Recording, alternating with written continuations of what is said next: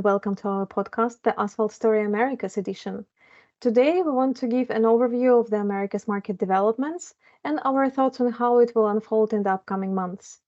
I'm Irina Vinogradova, Senior Manager for Argus Consulting Services, and with me today are Sarah Tucker, Editor of America's Asphalt Report, Kawana Navarro, Senior Reporter covering Latin America, and Luis Garcia, Manager in Argus Consulting, responsible for crude and refined products coverage in Houston office.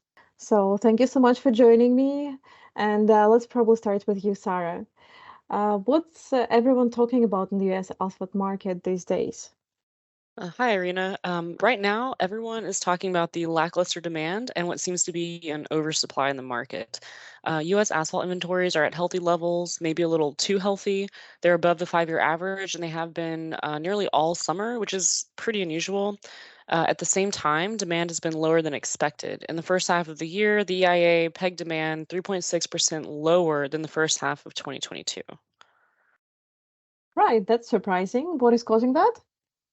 So there are a few different reasons for this. On the supply side, we have more asphalt production. Earlier this year, we had a wide light heavy crude spread that encouraged refiners to run more heavy sour crudes and make more asphalt. So we started the year with some elevated inventories. We also have Synovus bringing back their Superior refinery after 5 years, and this brought additional asphalt to the market as well. So that was earlier this year. Crude differentials have since narrowed, but there are still good crack spreads and strong coker yields, which are encouraging refiners to run more of that heavy sour crude, which is still making more asphalt. Then, demand wise, we had inclement weather across some key regions of the US earlier this year. This slowed down paving demand and contributed to the inventory build. Inflation has also weighed on demand. Rising interest rates have slowed down private work. Now, on the public side, we've heard of bids coming in over engineers' estimates, and this has resulted in delayed projects or reduced budgets. So many expected IIJA, which is our large infrastructure bill, to boost demand this year, but that doesn't seem to have been the case, or at least not yet. Anecdotally, we're hearing many of these larger projects haven't required a lot of asphalt upfront either. Thank you. That has been quite a lot of detail in that. But I just wanted to see what is the impact on the asphalt prices in the US of all that trends. For the most part, these fundamentals have kept asphalt prices pretty stable. We're not seeing the record highs we saw last year, that's for sure. And on the Atlantic coast, it's helped keep the arbitrage between the US and the Mediterranean closed as Mediterranean prices rise on stronger high sulfur fuel oil values. Most people are choosing closer waterborne cargoes or are railing in from the Midwest, and the Gulf waterborne price was unchanged for a majority of the summer. That's quite interesting, especially in light of crude prices that has changed to around about $90 a barrel, which is quite an uptick. Shouldn't this have some effect on asphalt prices? Now, normally it would, but remember, inventories are higher than usual and demand has not been as strong across the US as people expected this year. We've also just entered the fall. Northern regions are going to start seeing cooler weather, and the paving season will begin to slow down. These fundamentals have so far outweighed the increase in crude. Now, we've actually seen waterborne prices on the East Coast start to slide. Now, I mentioned just a little bit ago that Gulf prices have been unchanged for most of the summer. Gulf asphalt has actually been some of the lowest priced exportable asphalt available. As of Friday, September 22nd, it was pricing nearly $30 a short ton below Singaporean asphalt and around $70 a short ton below Mediterranean asphalt. As a result, we've seen a lot more product flowing out of the Gulf. More than 90,000 tons of asphalt left the Gulf in September alone, which was more than last month and well above September 2022 levels. The Gulf waterborne range widened to $400 to $440 a short ton on September 22nd. Um, Now, domestic cargoes seem to be pricing at the lower end because that US demand isn't as strong. But on the upper end, we're seeing more of the export cargoes. Quite a few have been headed to Europe and Latin America, which last year opted to buy more Mediterranean cargoes as US asphalt prices were reaching like near record highs. I'll let Kwana speak more on what's driving some of the demand in Latin America. Thank you, Sarah. Thank you for this. Koana, maybe then let's turn to you. Latin American markets are not mainly asphalt importers, but imports have been increasing in the last years, especially in South America, and the demand has increased as a result. So, what is driving that? Hi, Irina. Oh, there are a few reasons for that shift. The country that most caught our attention is Argentina. Last year, Argentinian waterborne imports reached around 11,000 metric tons, which is 12% higher than in 2021 and 43% higher than 2019. One of the reasons for the increased demand coming from Argentina is the light grade of the crude extracted in the Vaca Muerta formation, which is very light and not suited for asphalt production. As Vaca Muerta's production increases and the traditional production falls, Argentina needs to import more asphalt. Also in South America, Uruguay's state-owned ANCAP, the country's only producer, has not produced any asphalt since November 2021, and output is unlikely to resume this year or in the next. And market participants say ANCAP is focused on products with higher margins and that domestic asphalt demand has been met by imports. ANCAP expects the country asphalt demand in 2023 to increase by 4% from 2022. In Brazil, northern and northeast production is not enough to meet demand in those regions. Nearby refineries are facing production issues and the crude slates are too light to make enough asphalt. The three asphalt refineries in both regions produced a combined 35,000 metric tons in 2022, but regional consumption was around 680,000, according to the oil and gas regulator ANP. The difference was made up by asphalt supply from other regions in Brazil as well as imports. That's interesting, thank you. But we also noticed that Argentina recently imported asphalt from Singapore, which is relatively unusual. So, what is the reason behind that? Do you know? Yeah, a Singaporean vessel unloaded asphalt in Argentina last month. A hair product flow in the global asphalt market, indeed, because it's too far, right? And market participants said the lack of US dollars in Argentina is challenging imports. Some companies are using Chinese currency instead, which could explain the unusual asphalt flow. This currency situation may be unfavorable to the US suppliers, and the deals between Argentina and the US Gulf Coast have been more challenging because importers are struggling to finance the product, as Argentina has limited access to the US dollars. It seems like demand is also quite active in the Caribbean. Do you think that this increasing LATAM demand can be favorable for the suppliers in the US Gulf Coast? The Caribbean has been pretty active in the asphalt market lately. The region imported 112,000 metric tons in the first 6 months of this year, around 6% higher than the same period last year.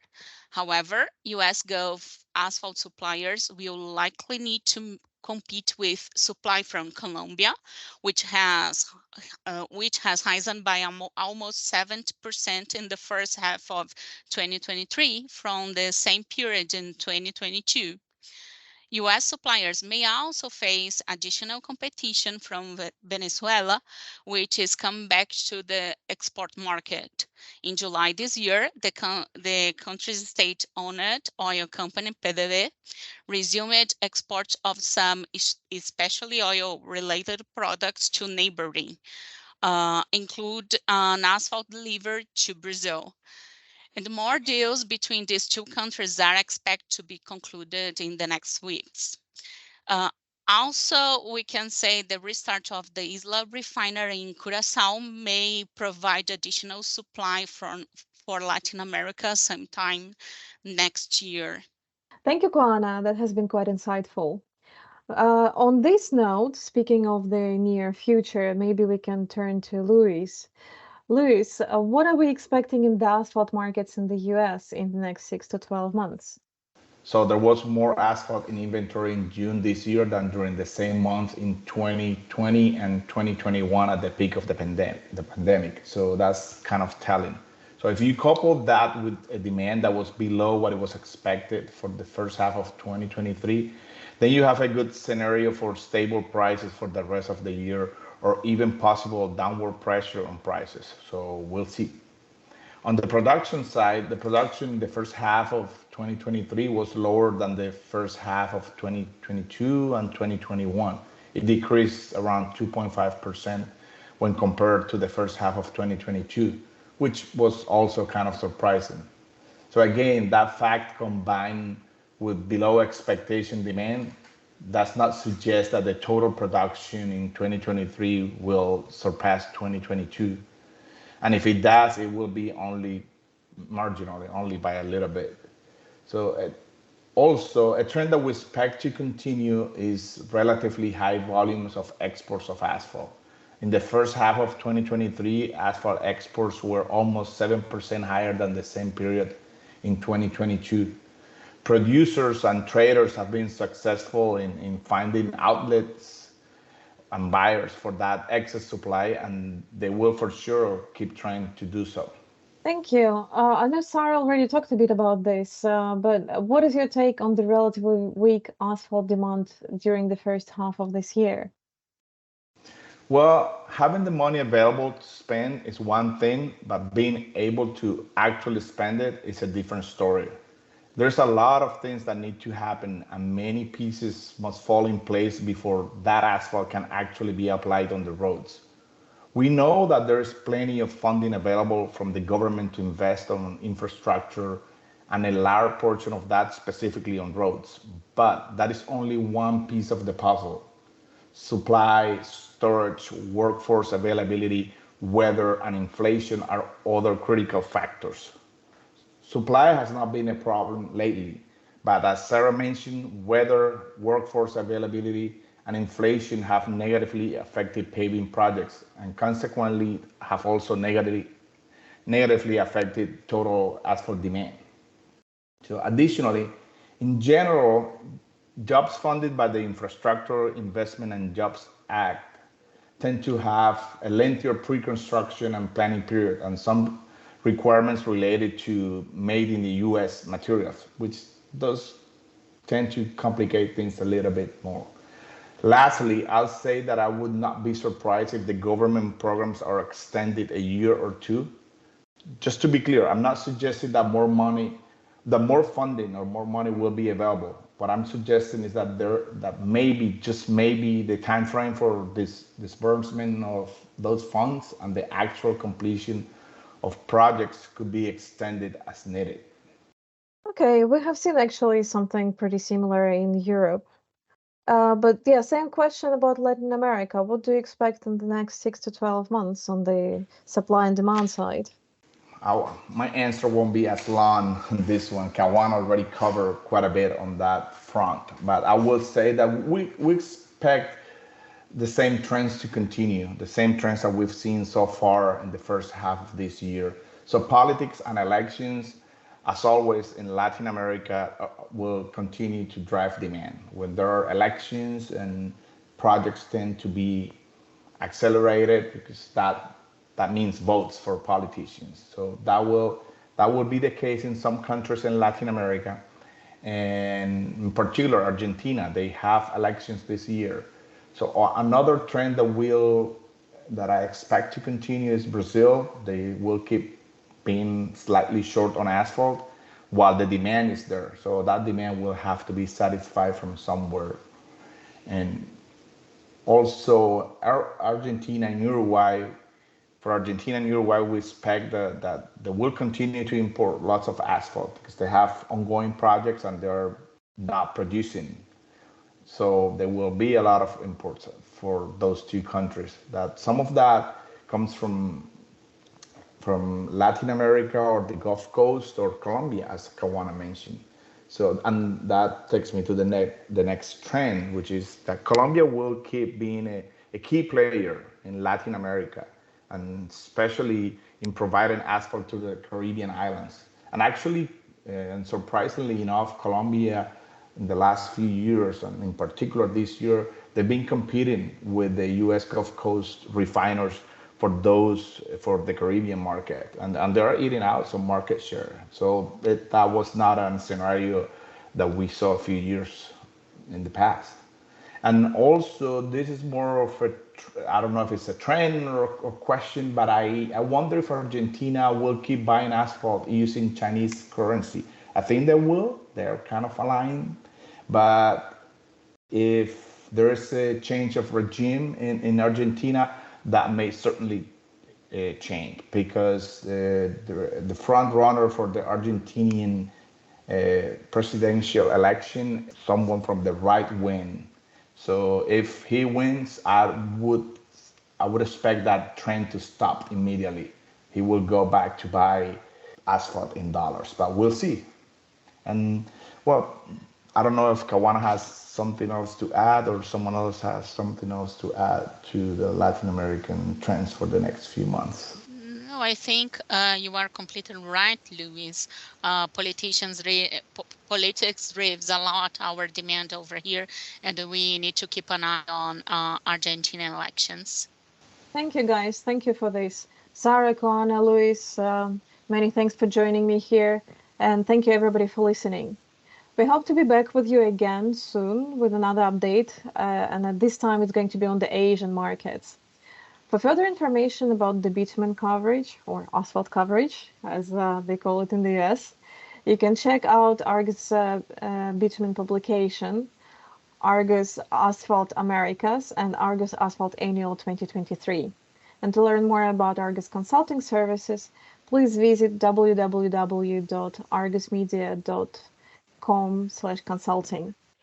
Thank you, and see you soon again.